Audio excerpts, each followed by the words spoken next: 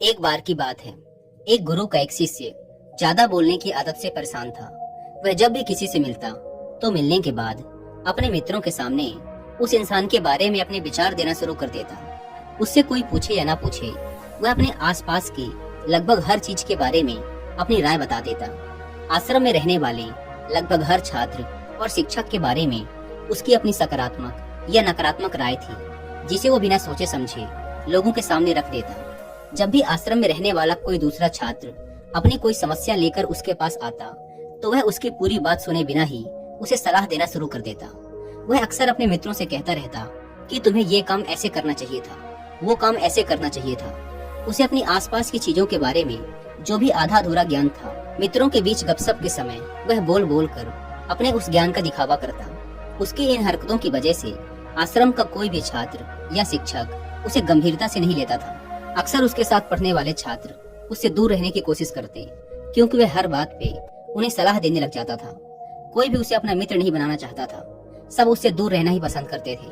और अक्सर आश्रम में रहने वाले दूसरे छात्र उसके पीठ पीछे उसकी इन आदतों की वजह से उसका मजाक बनाते। उस लड़के को भी पता था कि उसकी ज्यादा बोलने की आदत की वजह से कोई भी उसे पसंद नहीं करता। वो भी अपनी इस आदत को बदलना चाहता था, लेकिन वो चाह कर भी हर बात पे अपनी राय देने की आदत को छोड़ नहीं पा रहा था। एक दिन वो अपने गुरु के पास गया और अपनी सारी समस्या गुरु को बताई।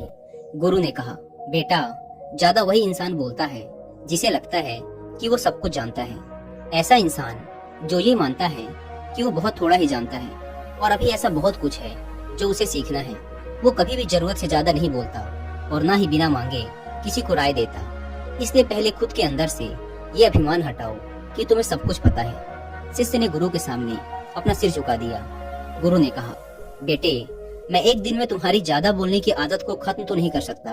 ये आदत तुम्हें खुद ही अपने अंदर धीरे धीरे कम करनी होगी। लेकिन मैं तुम्हें ये जरूर बता सकता हूँ कि किन मौकों पर तुम्हें शांत रहना चाहिए, ताकि तुम खुद को दुखी होने और किसी बड़ी मुसीबत में पड़ने से बचा सको। शिष्य ने गुरु की बातों से सहमति दिखाते हुए अपना सिर हाँ में हिला दिया।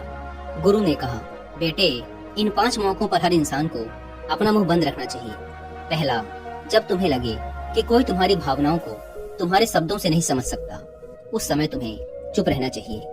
अक्सर हम लोगों को अपने दुख, अपनी परेशानियां बताना शुरू कर देते हैं, जबकि हमारे आसपास रहने वाले ज्यादातर लोगों को इससे कोई मतलब नहीं कि हमारे जीवन में क्या गुजर रहा है। हर इंसान को केवल खुद से मतलब होता है। वो केवल खुद के बारे में बात करना चाहता है। वो केवल खुद की तारीफ सुनना चाहता है। उन्हें हमारे जीवन की परेशानियों से कोई मतलब नहीं और ना ही वो सुनना चाहते।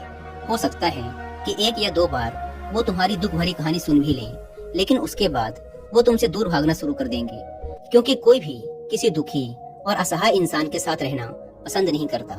इसलिए कभी भी अपने कुछ करीबी मित्रों और परिवार वालों को छोड़कर किसी ऐसे इंसान को अपनी परेशानी ना बताएं जो तुम्हारी बातों को समझने के बजाय उनका मजाक बनाए। दूसरा, जब तुम्हें ये ना पता हो कि किसी विशेष मौके पर क्या बोलना है, या फिर तुम्हें किसी विशेष घटना के बारे में आधा अधूरा ही ज्ञान हो, तो ऐसे मौके पर भी तुम्हें चुप ही रहना चाहिए। ऐसा इंसान जो आधा अधूरा ज्ञान होने के बाद भी उस विषय में बात करता है, वो अक्सर ही मजाक का पात्र बनता है और कोई भी ऐसे इंसान को कभी गंभीरता से नहीं लेता। अपनी बात को प्रभावशाली तरीके से वही इंसान रख सकता है जिसे उस घटना या विषय के बारे में गहराई से जानकारी है।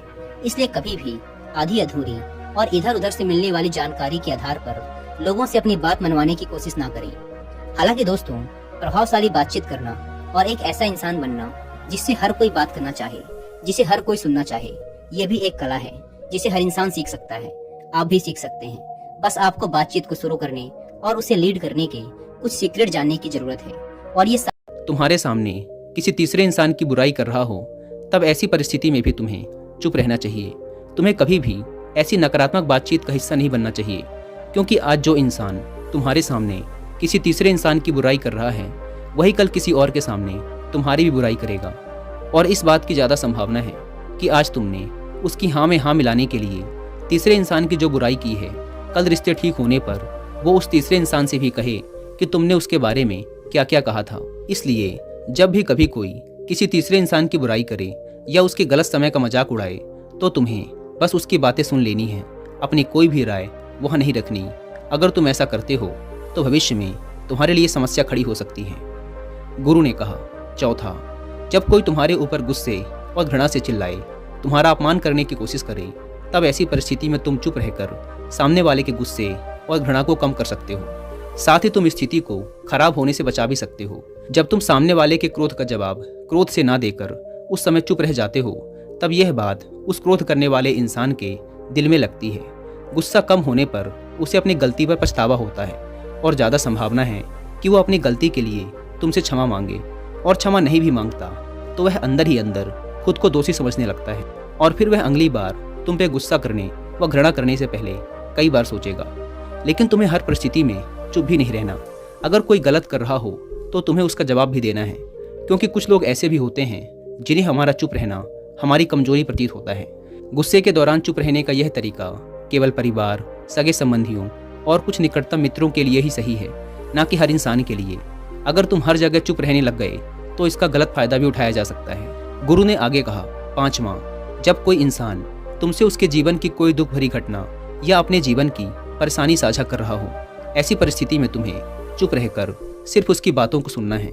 ज़्यादातर लोग ऐसे होते हैं कि किसी ने उनके सामने अपनी समस्या सुनाई नहीं कि उन्होंने समाधान देना शुरू कर दिया। जबकि जब कोई इंसान हमसे अपनी परेशानी साझा कर रहा होता है तो वो हमसे किसी सुझाव की उम्मीद नहीं करता। वो बस ये चाहता है कि हम उसकी पूरी बात ध्यान से सुन लें, क्योंकि जब हम किसी की परेशानी को ध्यान से पूरा सुन लेते हैं तो उस इंसान को एक आत्मिक शांति मिलती है। उसे ऐसा लगता है कि चलो किसी ने तो मेरी बात को समझा। अधिकतर मौक़ों पर जब लोग हमसे अपनी परेशानी साझा करते हैं तो वो बस हमें अपनी बात बताना चाहते हैं।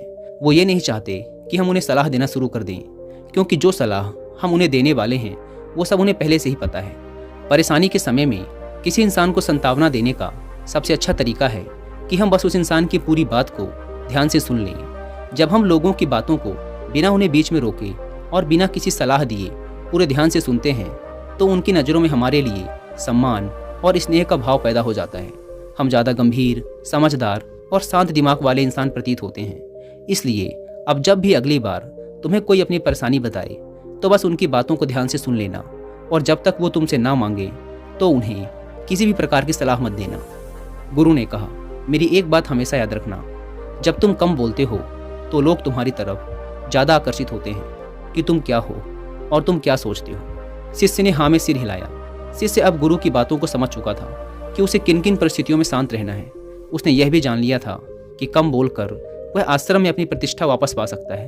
उसने गुरु का धन्यवाद किया और वहाँ से चला गया।